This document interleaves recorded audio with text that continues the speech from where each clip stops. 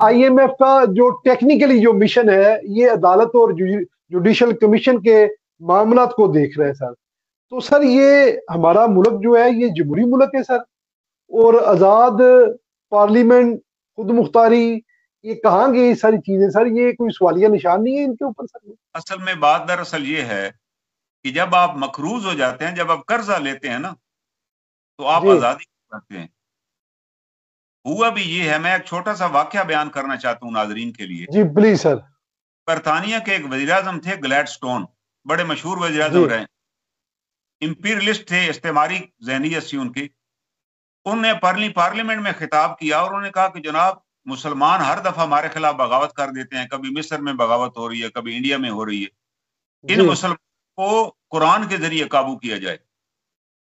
اور انہوں نے ایک پارلیمنٹ کے ممبر تھے لارڈ ہیڈلے, بڑے سکالر تھے اپنے زمانے کے, ان کو یہ ٹاسک دیا کہ آپ قرآن پاک پہ ریسرچ کریں اور قرآن پاک میں سے ہمیں وہ آیات بتائیں جس کے ذریعے سے ہم ان مسلمانوں کو اپیل کریں کہ اب آپ ہمارے باج گزار ہو چکے ہیں, اب آپ برطانیہ کے شہری ہیں, and you should be loyal to the state.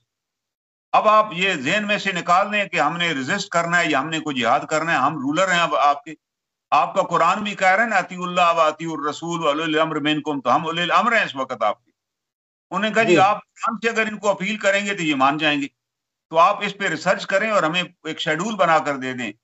تو لارڈ ہیڈلے نے قرآن پاک لے لیا اور انہوں نے پارلیمنٹ میں کمٹ کیا, جی میں پوری اس پہ رپورٹ سبمٹ کروں گا. انہوں نے کئی مہینے لگائے, عربک اور ان کئی زبانوں کے وہ سکالر تھے ماشاءاللہ. پھر انہوں نے ایک رپورٹ پیش کی پارلیمنٹ میں, بڑی حیران کن رپورٹ, جس میں انہوں نے کہا کہ بھائی یہ قرآن پڑھنے کے بعد تو مجھے یہ پتہ چلا ہے کہ جو قرآن پڑھ لے بندہ وہ تو کبھی غلام ہو ہی نہیں سکتا, اس کو غلام بنائے.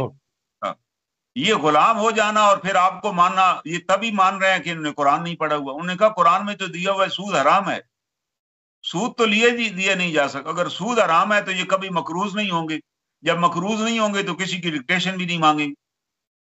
تو اور اس کا نتیجہ کیا نکلا کہ لارڈ ہیڈلے نے اسی پارلیمنٹ میں اعلان کیا کہ آج سے میں مسلمان ہوتا ہوں, کہ یہ واقعی اللہ کی کتاب ہے جو لوگوں کو آزادی عطا کرتی ہے, ان کے اندر حریت فکر پیدا کر دیتی ہے, ان کو کہتی ہے کہ آپ اپنے وسائل میں گزارا کریں. بھائی why you extend your hand to somebody else. سود لینے والا اور دینے والا دونوں جہنمی ہیں. اور ان کا نام انہوں نے رکھا فاروق, فاروق ہیڈلے پھر انہیں کہتے تھے. اور لندن میں پہلی مسجد انہوں نے قائم کی, اور پھر مسلمانوں کی ویلفیئر کے لیے جو برطانیہ میں جتنی کمیٹیاں بنی ان کا چیئرمین ان کو بنایا گیا. اتنی سنسیریٹی سے انہوں نے مسلمانوں کے لیے کام کیا فاروق ہیڈلے نے. لیکن یہ جو ان کی بات ہے کہ اگر آپ قرآن پڑھتے ہیں, قرآن کو فالو کرتے ہیں, تو پھر آپ کو غلام نہیں بنایا جا سکتا. آج ہم غلام اس وجہ سے ہیں کہ ہمیں قرض لینے کا بڑا شوق ہے. ہم قرض لے لیتے ہیں اور قرض لینے کے بعد فضول قسم کی سکیموں میں وہ قرض ضائع کر دیا جاتا ہے.